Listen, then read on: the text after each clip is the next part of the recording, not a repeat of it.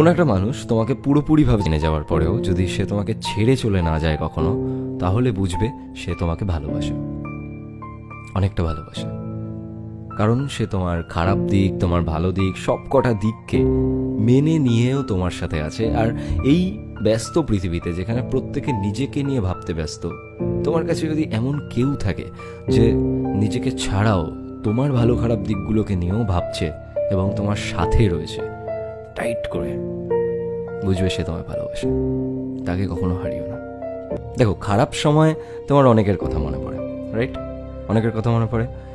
খারাপ সময় আমাদের কেন অনেকের কথা মনে পড়ে? তার কারণ হলো যে ওই খারাপ সময়টাতে ভাবি এ থাকলে হয়তো আমায় কোনো হেল্প করতে পারতো, সে আমার খুব কাছের হোক বা কাছের না হলেও। এমন অনেককে মনে পড়ে যারা কিনা হয়তো সেই সময় হেল্প করতে পারতো।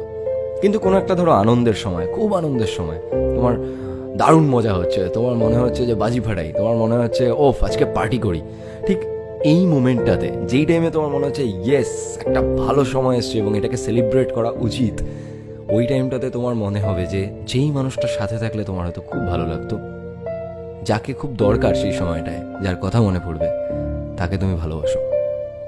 হ্যাঁ, কারণ এই ভালো সময় তোমার যার কথা মনে পড়ছে তাকে তুমি সত্যিকারের ভালোবাসো। ইয়েস।